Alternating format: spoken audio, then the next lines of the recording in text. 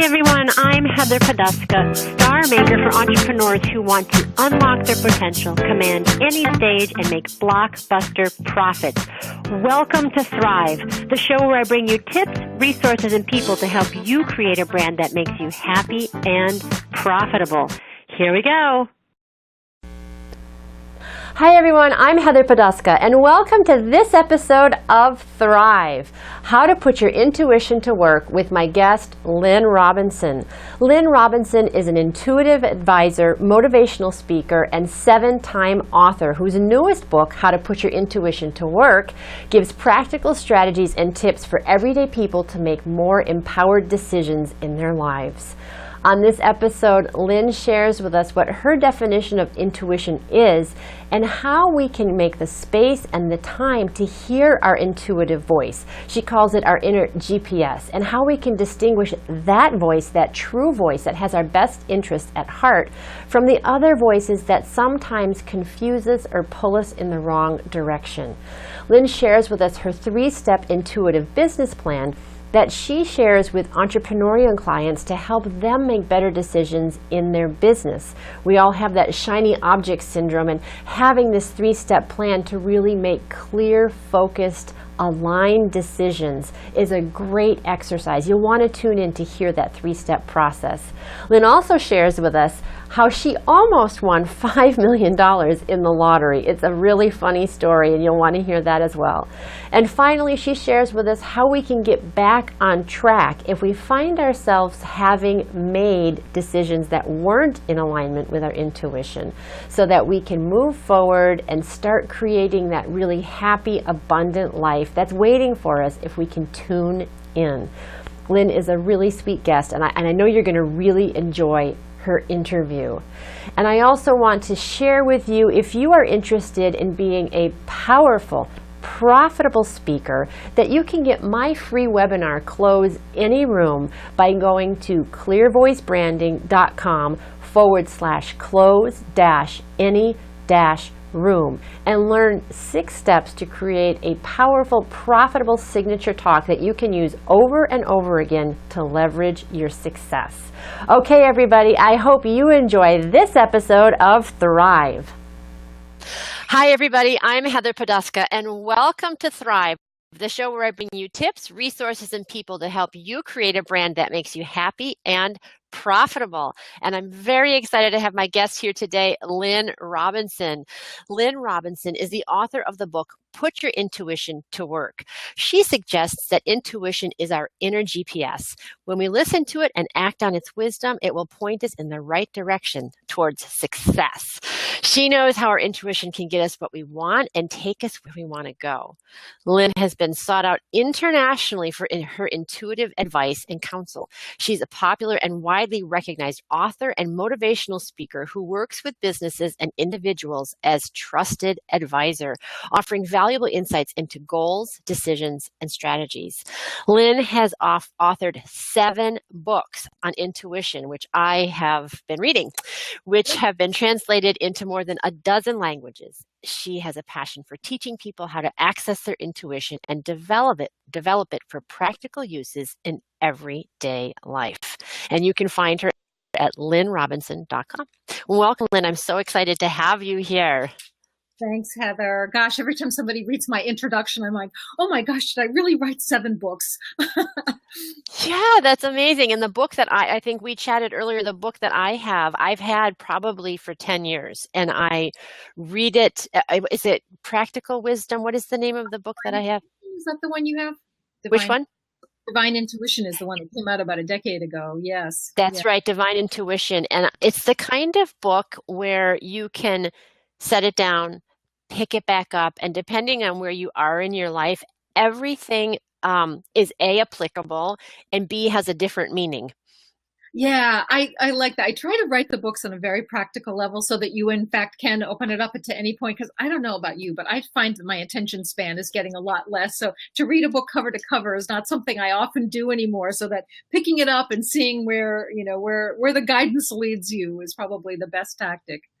Yeah, absolutely. And I'm in the process of reading your new book, Putting Your Intuition to Work. And that's one of the things, and we'll talk about that, but that's one of the things about the book that I was really happily surprised by is that each chapter you could take and really reread and is a chunk unto itself that has practical strategies to use that you could use for a week, for a month, a day, and then you can go on to you don't have to read the whole book to get the value out of what you're teaching.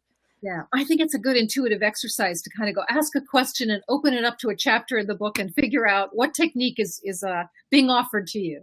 Well, I love that. I love that. That's awesome. I like that you wrote it that way too. So talk to us about what intuition actually is, your view on it, what it means, and how you became an expert on following your intuitive impulses. Well, I wrote the book, Put Your Intuition to Work. It just came out in July. So as you said, it's my 7th book, and I've just been fascinated by it my whole life, the topic. My definition, the easiest definition of intuition is quick and ready insight. But my favorite definition is from a 15-year-old girl who said, intuition is like when you know something, but like, where did it come from? I really like it. I really, really like that answer. You have to do it with a Valley Girl kind of. Awesome. But I think that, we all need, and we're all hardwired with this inner guidance, inner wisdom. And I think in today's world, we need to be listening to it more than ever, because as we were saying, we just get so bombarded with books and advice and emails and podcasts. And, we really kind of have to go within and say, what's the truth for me? And what's my right next step? And I do think that answer resides within, as you said, like an inner GPS. Yeah. So inside of us, do you think that intuition, I'm asking this question because other people have different views about it. Do you think that intuition is us, or do you think it's some kind of other guidance that comes to us through us? There's 2 ways of thinking about intuition, and I think that they're both right. One is as a subconscious knowledge that you've stored away. You might have read a book on something, you might have a lot of work experience in something, an experience that you've had in your own life. So it's subconscious information stored away. So when you're about to make a decision, you're pulling up that information to a more conscious level and choosing from that seemingly intuitive information. Intuition is also a spiritual thing to me. I mean, some people think of it as coming from the universe, from God, from Holy Spirit, from a universal wisdom, however you choose to define it. And I think that that's an equally valid way of getting information. I believe that intuition probably started when, many, many, many centuries ago, when we had to really use it to keep us safe, where to find food, where to find water, how to keep ourselves away from bears and other animals that might attack us from the enemy. And it's certainly gotten a lot more sophisticated in today's world. There's not necessarily lions and tigers and bears attacking us, but we're trying to make those decisions about how to keep our family safe, how to keep us safe, how to make the best decisions in our choices for our career and for our relationships and our health. So it's a very important skill to have. I love what you're saying, and you're the words that you're using now are some of the very same words that I use when I'm talking about the importance of image, because you make instantaneous judgments about who the other person is, good, bad, or otherwise, on that first impression. So it's really, and that must be an intuitive thing where you're meeting somebody and you get that feeling of yay or nay, and sometimes you don't even know why. It's funny that you're saying that, and kind of coincidental, because I was I've been doing a lot of interviews for this book, and I was thinking I probably should write down what are my key ideas here based on the book, so that I can say them in a one of those brief moments in time. But I was saying, I had written down just before the call, be aware of your first impression. And now you're so maybe that was very intuitive of you, Heather. Oh, maybe. Oh, wow, I'm blushing. So you said at the beginning that you've been interested in this your whole life, but you haven't always been an intuitive. How did you find that path? That was an interesting way of it happening. I used to be, before I started my own business, I was the operations manager of an IT company. It's a little bit different than what I'm doing now. Left brain, right brain, right? And It was one of those jobs where it's like I kept thinking, this is not what I want to be when I grow up. And I knew it wasn't really what I wanted to be doing. And so I went to a career coach and I was saying, I know that I'm really interested in intuition, but kind of how do you develop a business like that? I said, it's not like there's a psychic wanted in the Boston Globe newspaper near where I live. And so she actually was the one that kind of turned me on to visualizing, choosing what you want, imagining it, having positive self-talk about what you want to, what you intend in life. And so I spent a few months just kind of imagining a beautiful office, imagining helping people, kind of having a coaching business. And I still had no idea how any of it was going to happen. Well, what did happen was one of those very weird intuitive moments. A friend of mine died and I went to his funeral. And I walked into the funeral home and there's a couple hundred people in there. And it always sounds a little woo-woo to say it this way, but I don't know how else to say it. I really heard an inner voice and it said, sit there. And my attention got drawn to a woman who I didn't know. And I ended up sitting there wondering what that was all about. And at the end of the service, she and I started chatting and she said, well, what do you do for a living? And I'm the operations manager of a software company, but I blurred out, oh, I do intuitive readings. And I was so embarrassed that I had said that. I just like, oh my gosh, I've just said this to a total stranger. What will she think? And fortunately, she was quite interested and I ended up asking for a session with me. Well, the short version is that after the session, we started chatting about what she did for a living. And it turned out she was a writer for the Boston Globe newspaper. And she wrote an article about me and I got 500 clients in the next month. So, wow. So interestingly, that my intuition, my still quiet inner voice, gave me the intro to start to do this for a living. So that was about 25 years ago. So it's been 25 years that I've been doing intuitive advice, intuitive readings, and writing books and speaking about it. So it's been amazing. So when I hear stories like that, I'm like, there must be something else at work here, right? That you could have had the intuitive hit, and everybody has their own belief system, but you could have had the intuitive hit to sit next to her, but not have had that result. She might have been a good acquaintance or, just met somebody, but like this whole cascading effect. So sometimes I feel like the universe really does conspire on our behalf to make those things happen. I love that statement. The universe does conspire on our behalf, I believe. So yes. And I think that we can add it, we can kind of join forces with it by prayer, by visualization, by positive self-talk, by intending. I mean, when we think about intuition as our inner GPS, I mean, when you think of a GPS, you're saying, here's where I want to go. This is my destination. Here's the street address in this town. And when we're using our intuition and conspiring with the universe and allowing it to conspire with us, we're following what's in our heart. What are we excited about? What are we passionate about? And then we're saying, this is my destination. This is my calling, my mission, however you want to think about that. And the universe says, okay, I agree. Here's the right person. Sit next to her at the funeral or have a conversation with Heather. And it gives you those clues. It gives you those messages. And sometimes it's scary, to be paying attention to those. It brings us out of our comfort zone a little bit. Yeah, definitely. And I mean, the fact that we're talking here is pretty coincidental as well. I went to a networking event, Boston Women in Media and Entertainment event, and I almost didn't go. I was tired. I had a lot going on, and the speaker was a medium. Not just an intuitive, but a medium. And I was like, oh, this isn't really businessy and I'm not sure it's my thing. And then I ran into somebody, I talked to the DJ. The DJ was one person I talked to. And the only other person I talked to the whole other night was our mutual acquaintance that we have. And we were chatting and we were talking about the medium and somehow your name came up and I was like, tape and she's fabulous. And I was like, oh my God, I've had that book on my nightstand for 10 years.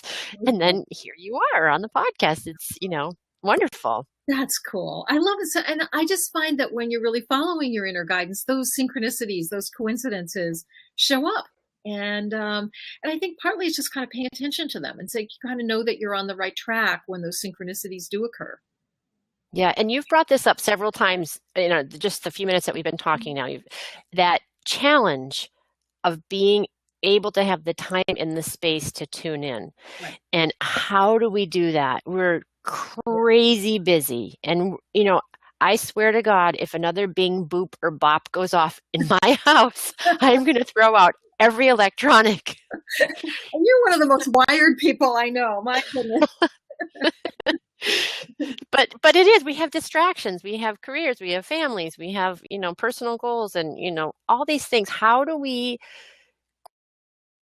find the space to really tune into that? And the follow-up to that question is to know which is the voice that, because I know I have about 100 people living in my head. I don't know about everybody else, but which voice really is the voice? Yes. Is it the voice of fear, your inner critic, your mother, your intuition? Which one is it? Yeah. It's true. I think that it's hard to listen when you're immersed in a work setting, or you've just got all the bells and whistles going off, the email coming in and bells going off. Sometimes it doesn't really require that you're, take a week-long retreat or even an hour meditation. Sometimes it's just a matter of going for a walk, pushing yourself away from the desk, closing your eyes for a minute or two and just saying, what does my intuition say about this? And yes, does a mindfulness meditation practice help? Does taking a walk in nature every day help? All of those things are really good. I also find that when I start getting really overwhelmed and, I'm multitasking too much and things are just going off all at the same time, I'm trying to remember when that starts to happen to remind myself to go, okay, then slow down. Close your eyes, chill out. Because I work the best when I'm overwhelmed like that and I'm multitasking. And I don't pick up on my inner cues about what's the right thing to do or the wrong thing to do. And a lot of what my intuition is saying lately is just slow down. You don't have to work so hard. Think about what you want to attract into your life rather than kind of being the Energizer Bunny and going out after it all the time. So I think that there's a lot of messages that we do get when we just simply slow down. I mean, one of the best techniques for trusting your intuition is when you've got a decision to make is simply to say, what does my intuition say? And I put my hand over my heart because I think it gets you out of your logical brain. We've got a little chatter going on, as you said, is it my inner critic and, I've got to do this and I've got to do that. And it's hard to kind of really center yourself. But if you close your eyes and say, what's my right next step? Or what does my intuition say? Or what does my heart say? Or what does my gut say? Some people feel it in their gut more than their heart. And just simply to ask those questions. So I have kind of a funny question for you, because I think that sometimes it's hard to hear that voice because it doesn't feel right to act on it when the other voices have been so powerful. Like if you have a very dominant voice in your head of a teacher or a parent or a spouse or whatever, whoever it is, and you hear your voice, but that other voice is saying, wait, okay, whatever that, how do you cling to your own voice in those moments? And that's tricky because often intuition moves you out of your comfort zone. So it's saying, time to start that podcast, Heather. And you kind of go, oh my gosh, am I the right one to do it? And is anybody else doing it better than me? And it's like that little inner critic goes off. And so which voice to pay attention to? Is it that voice that feels excited about something, but you're scared? Or the voice of your inner critic saying, you're not going to make it? And it is tricky. And, a lot of it comes with practice. It's kind of paying attention to what voice feels calming, what voice makes you feel open, it makes you feel that's usually the voice of your intuition, even though you may feel a little scared. So I tell people to try to take a step towards what they feel excited about. So for example, if you're starting your intuition is telling you, maybe it's time to leave my job. You don't want to necessarily go in the next day and quit your job, but how could you listen to that voice and take action? Well, you could talk to a career coach. You could read a book. You could take a class. You could go do some informational interviews. So it gets you a little out of your comfort zone and taking action on that intuition, but it's not necessarily diving right into the fear. I love that. And since, you brought this up about business, because in business, especially as entrepreneurs, it's you don't have anybody telling what you have to do. It's you making those decisions. So you've come up with a 3-step intuitive business plan. Talk to us about that, about how to grow a successful business by using your 3-step plan. Because you're right. I mean, it's the nice thing about working for somebody else is that, you've got a job description and here's what you're supposed to be doing and you've got a project to be working on. And it's really tough as an entrepreneur because you really have to be very self-motivating and give yourself that structure and those next steps. So it is a 3-step action plan. I think of it as my intuitive business plan. And what I do is kind of what we've already talked about is to get clear what I want. And sometimes I'm not necessarily specifically clear, like, oh, I, want to get this job or want to get this contract with XYZ Corporation or something like that. But I might know I want to make X number of dollars a year. Or I want X number of speaking engagements. Or I want my book to be successful. So I write it all down the old-fashioned way in a notebook with a pad of paper and a pen, and or I create a vision board. So I've got a clear visual map of what it is that I want to create. The second thing that I do, and I do it every morning, I spend maybe about 5 minutes kind of visualizing it. And I talk to myself as if I already had what I want. So I'll close my eyes and inside of my mind, not out loud, I'll just say, wow, my business is really taking off. The book is taking off. Lots of people are reading it, getting lots of positive media for it. My speaking engagements, people are hiring me for that. They're calling me for intuitive readings. I'll just, and I'll feel the excitement of it when I'm as if I already have what I want. And then the third and final thing, and again, I put my hand over my heart, gets me out of the logical brain. I'll just say, what 3 things can I do today to move in this new direction? And try to pay attention to what feels interesting, exciting, what I'm curious about, what interests me. Because I think, again, that's our intuition saying, go in that direction. And it makes sense to me that we have an inner guidance system that if you feel something's draining, it's boring, it's enervating, that's your intuition saying, don't go there, or that's not going to be terribly profitable for you. But if you're feeling excited, energized, curious, those kinds of words, those upbeat words, those are the ones that your intuition is saying, that's the direction for success. So that's kind of grown my business over the last 25 years because, given what I do for a living, doing intuitive readings and speaking, it's, I figure if I can make a living doing this, anybody can make a living doing anything. Yeah, so you're your own best Right. advertisement. That's amazing. And I love what you're saying because sometimes when we have, I'll speak for myself. I always get most of my intuition, like those big downloads come on the treadmill and I'm like pouring with sweat, right? And I get that like, oh my God, that's going to be so hot. And then from the time I'm at the gym to the time I get home, it's not that I don't think that it's going to be hot. It's that all those other voices of like, who do you think you are? Or, oh my God, think of all the work that you would have to do. Or how are you going to make that happen? It's really great. Like those sort of negative impulses. And I think that what you're saying is such a nice anchor. You don't have to go like that end result thing. You just take the next feel good step. Right. Yeah. Yep. And that's it, because I think otherwise we start to overwhelm ourselves, just like what you said, it's like, well, how am I going to do this? And and it feels like you're standing at the bottom of Mount Everest and you're trying to get to the top overnight. And not really easy to do. But taking that, what's my right next step? What 3 things can I do today? And sometimes they're small things. I mean, it may be sending an email. It may be making a phone call. It may be, taking a walk. So it can be something very small. But I think you're also bringing up a good point that we often talk ourselves out of things. So it's important to pay attention to that negative self-talk. I mean, I'm sure we've all had a good friend where she might be going through a really hard time and we've got some great words of wisdom, advice to share, but she's so filled up with negativity. Oh, I'm not lucky. I'll never make money at this. What's wrong with me? And no matter what you say to her, it doesn't sink in. And it's kind of like that with intuition, that when we don't stay open to it, we shut ourselves down through negative self-talk. It becomes very difficult to get that inner voice speaking to us in a clear way.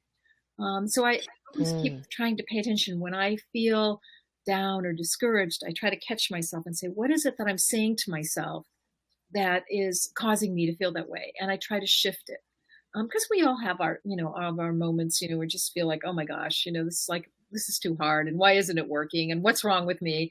And I think just to kind of pay attention that that's not usually a very useful course of action or questions to ask yourself.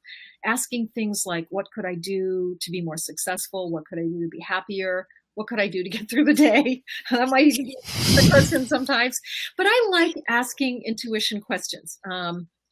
When you ask open-ended questions, like not ones that require more than a yes or no, but asking, what's my right next step? Or what do I need to know about this client? Or that's a good tip. And I, again, like to keep the pad of paper beside me and a pen.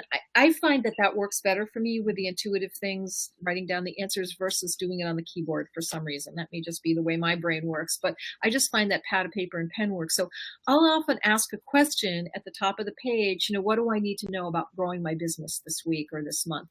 And I close my eyes and it's almost like a brainstorm. And just write down whatever I get.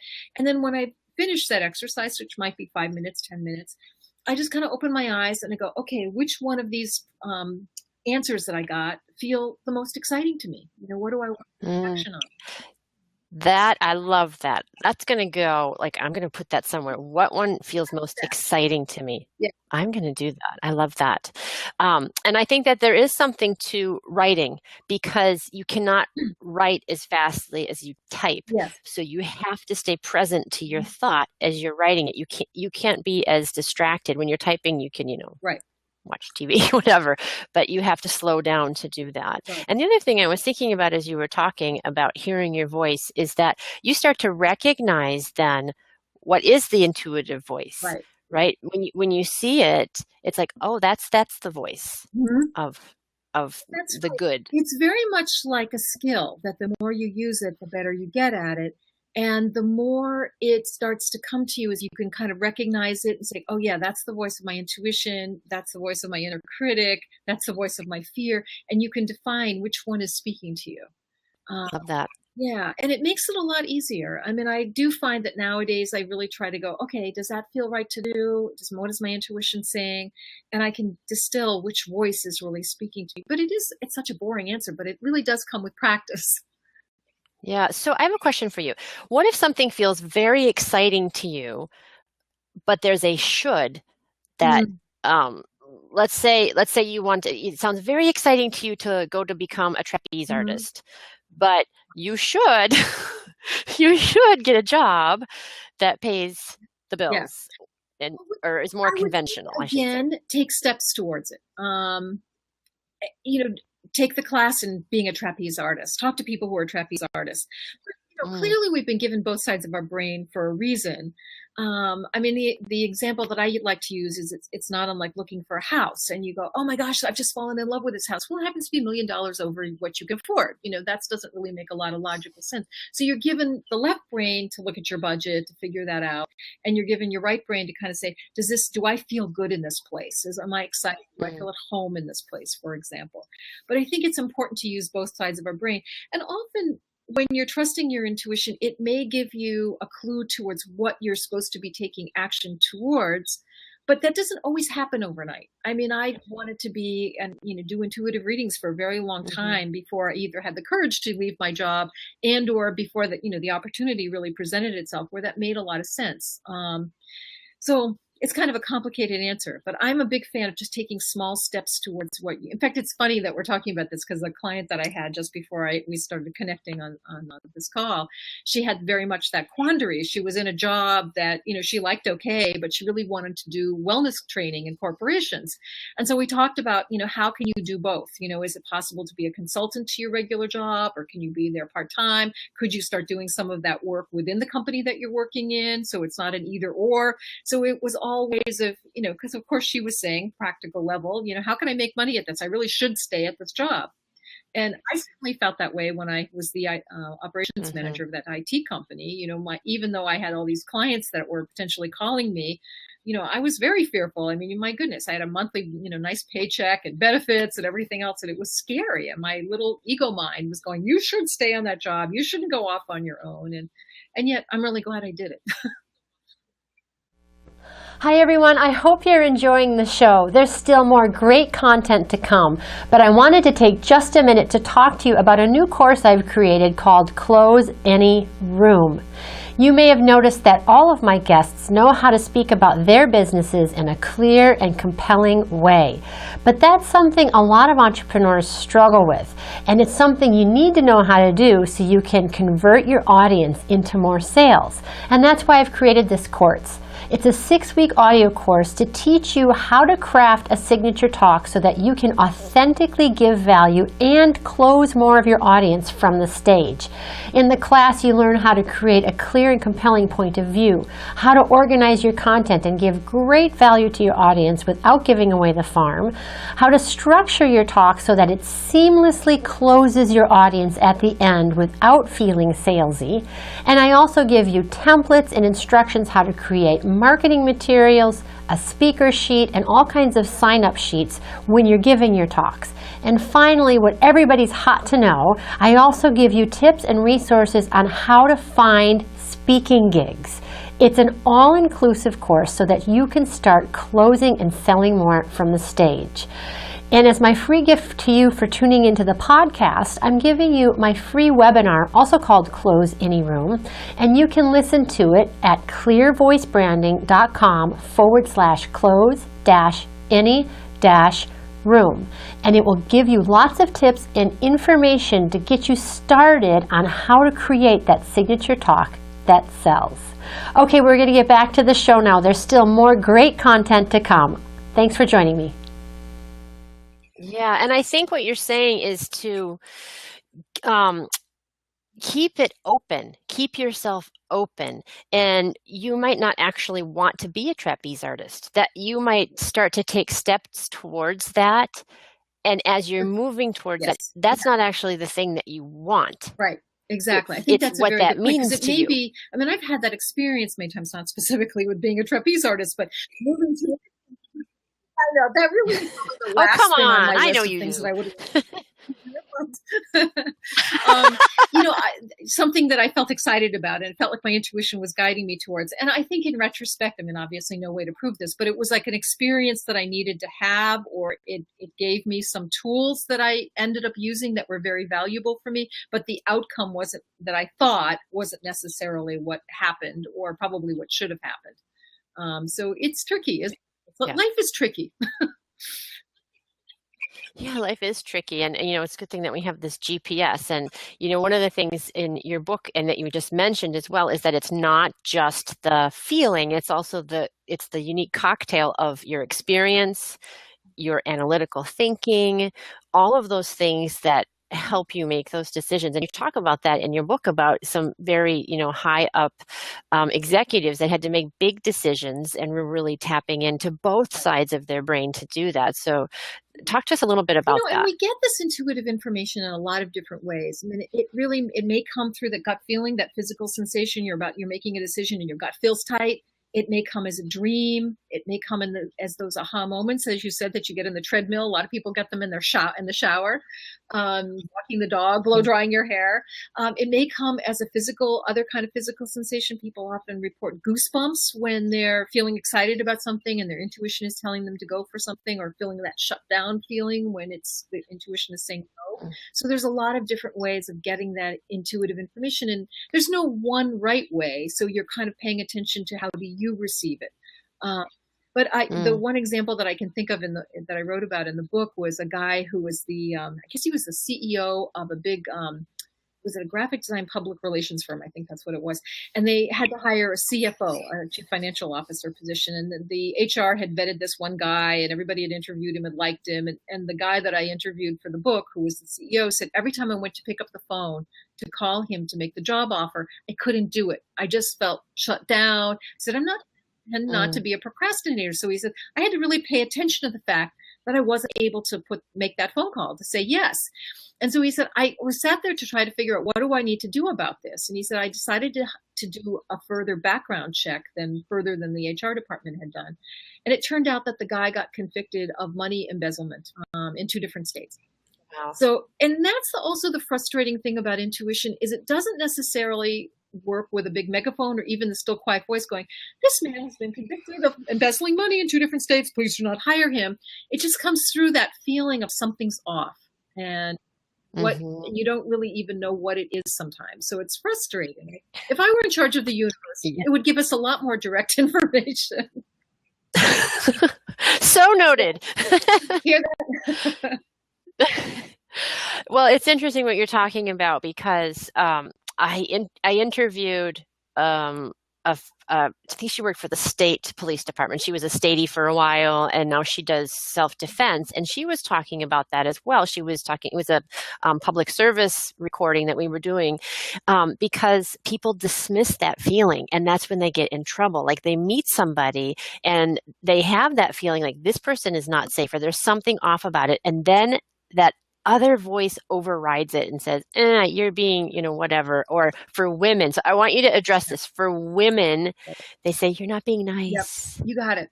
There's a great book called The Gift of Fear by Gavin. I can't think of his last name, but it's called The Gift of Fear. And he really talks about that in detail, about how we know. It's like we're entering our apartment building by ourselves and there's somebody behind us. It's like, and he wants to get into the building. And as a woman, you go, oh gosh, it would be so impolite to say, you don't belong here, you don't live here, I'm shutting the door and quickly. And how rude is that? We wouldn't do that. We're not trained that way. And I think that the person you spoke with in the state police is absolutely accurate. I mean, I caught myself doing that a few times. It's just trying to be polite, and yet my inner radar is going off, going, caution, caution, warning, warning, and guard that. And I think we do that a lot when we're in dating relationships. There's something a little off here, but we think, oh, I'm just being fussy, or certainly a lot of people have hired contractors when you kind of get that warning sign that there's something off here, and we ignore it a lot. And because we try to, we think we're being impolite, or we're not being nice, or we're not giving the person the benefit of the doubt, or it's tough. But I just pay attention to that. I think it's especially when you're in a situation where you feel like you're in danger. Don't override that one. Yeah, it's so funny. One of my clients I seem to have a lot of contacts with police officers, but she's an ex-vice police officer and does similar things. And she was just in Nice. She was in Nice the day before that happened. And she was telling me that where she was, people would come up to the car and try to wash the windows. And, that happens in New York City too, yeah. Yeah, but there's a lot going on right now. And she started yelling at them, "Get away from my window, stop touching my car." And I was like, I don't know if I would have done that, right? It's like, so I'm going to have her voice in my head next time. Right, exactly. Boy, what a good example. Because as most of us as women, you could easily imagine a guy doing that, but most of us women are trained to be so polite that we would never be that rude to yell at somebody who's trying to help us by washing our window. Exactly. That's excellent. I think I'm going to use that one, Heather. Awesome. So I have a question. Now, we've been talking about kind of like heavy things of big corporate decisions and personal safety. Can we use our intuition to kind of help us do fun things like maybe win the lottery, or know some things that we should choose that might help us in some certain way? I actually did win the lottery, sort of. It's an awful story. My husband hates to ever hear this story repeated, but it was right after we got married, and I woke up and had 6 numbers in my head, and I'd never played the lottery before, so I'm trying to figure out, is this a lottery number? I nudge him, he's sound asleep, snoring beside me, and said, honey, I think I might have the lottery number. How many numbers are in the lottery? And he said 6. So I'm like, I can't go back to sleep. I can't get the numbers out of my head. So I think I have the lottery number. So I've never seen him move so fast before or since. He had a pad of paper. He had a pen. And it's on a Wednesday morning. And he said, I'm going to play this on the way to work. And so I put it out of my head, and Friday morning rolls around, and we're having breakfast and having coffee, and I'm looking at the paper, and I said, oh, we should find out if my number came in. And he looked a little sheepish, and he said, I forgot to play it on Wednesday, got really busy, and I forgot to play it. And so I'm thinking, oh, well, slim to none that I came up with a lottery number, so I wasn't too bothered by it. But I looked at the paper, and I'm looking, and I'm thinking, isn't this the number I came up with? And he got his little piece of paper out that he'd written it down on, and sure enough, the number that I came up with that he did not play was for $5.2 million. And I'm still married.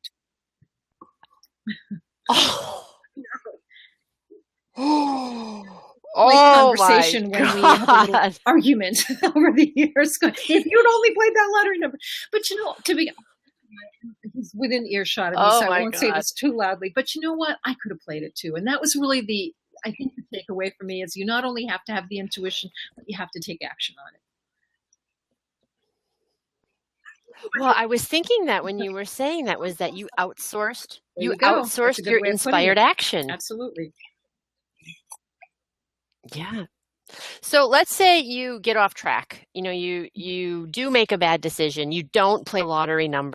You know, and you marry the wrong guy, or you like take the wrong job. You're in that situation where you have not followed your inner guidance. Yeah. How do you I get think it back? at any point you can get it back. You can start saying, what do I need to do next? What is my right next step?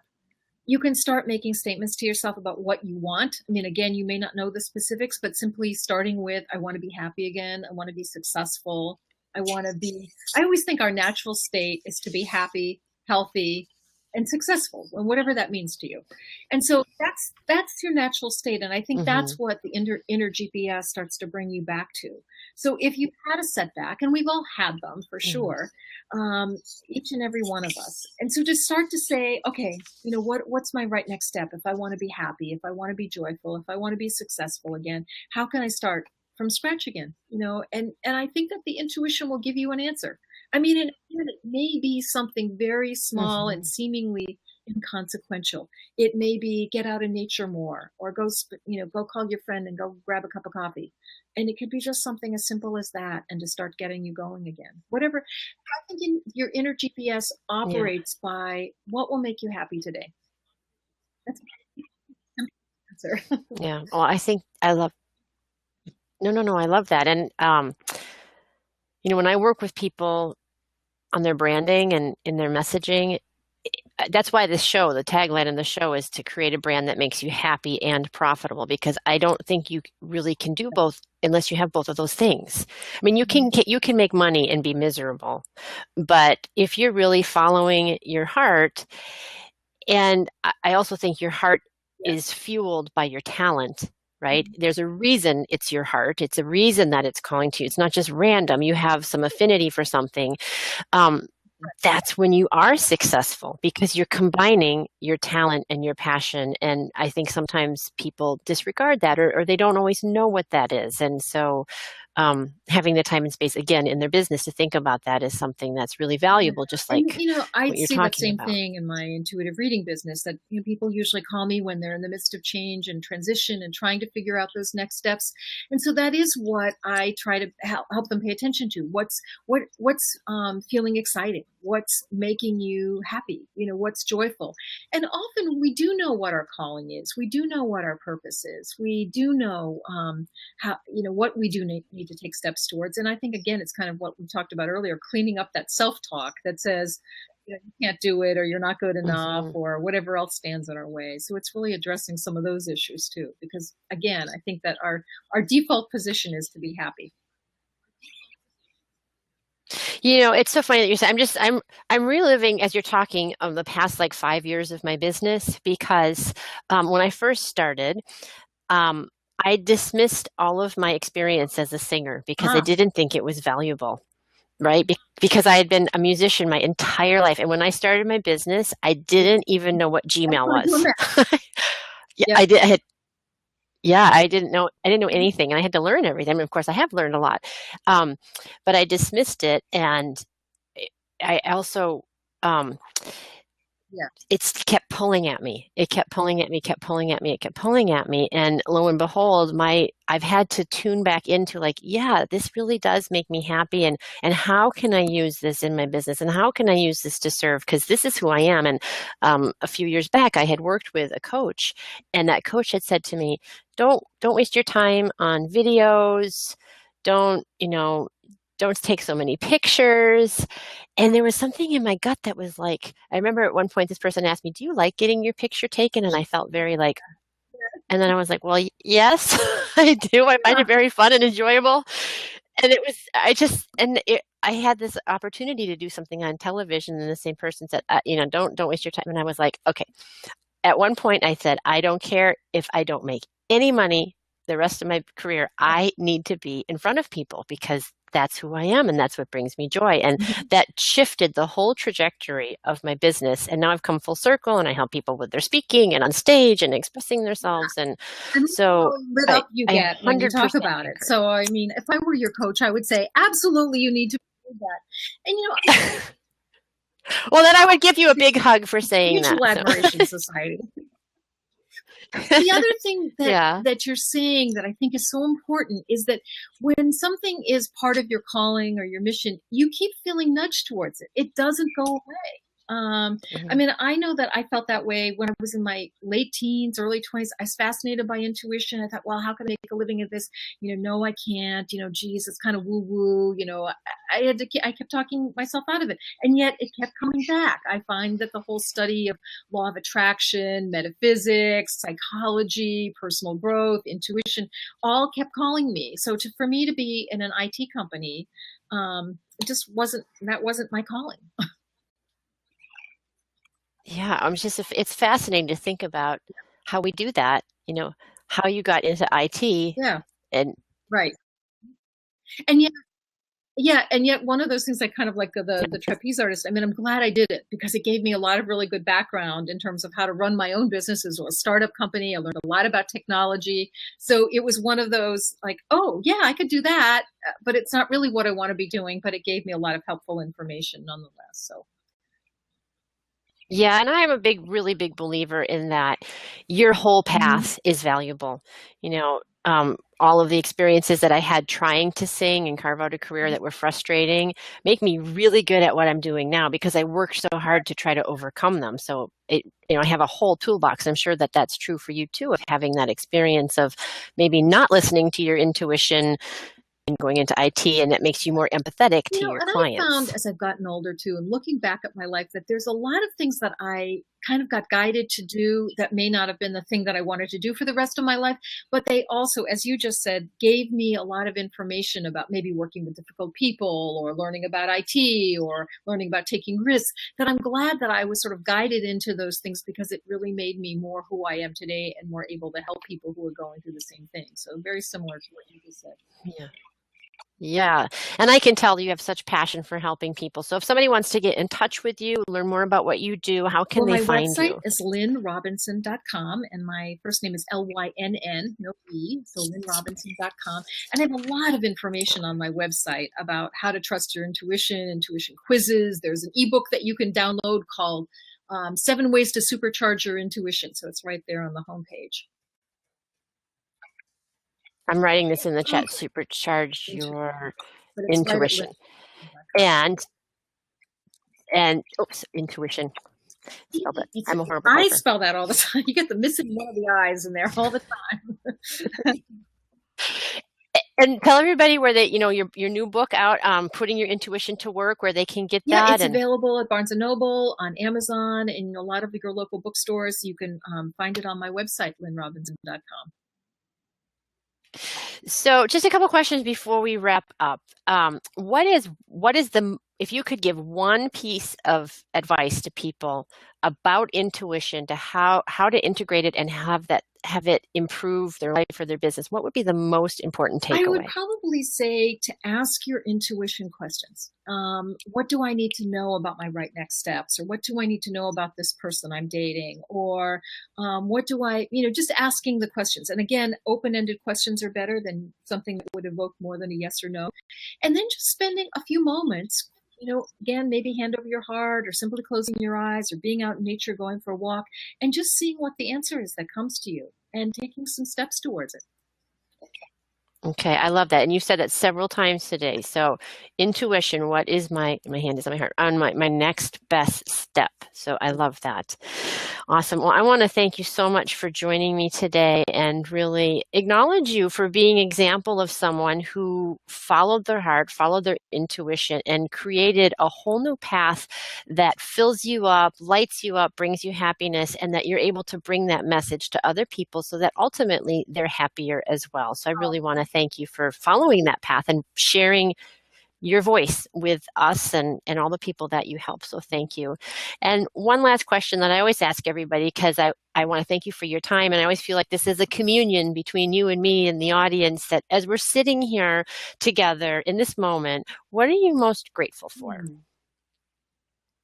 I'm grateful for my community. I live in a wonderful place on Cape Cod, and I'm really grateful for my friends and my good health and my business. Gosh, I'm grateful for a lot of things. Boy, it's hard to choose just one thing. That's good. That's excellent. Yeah, and Cape Cod is beautiful. You know, my family always says, where should we go in the summer? I'm like, in the summertime, I don't want to be anywhere else. This is where I want to be in the summertime. February? Ask me in February. That might not be the answer, but still.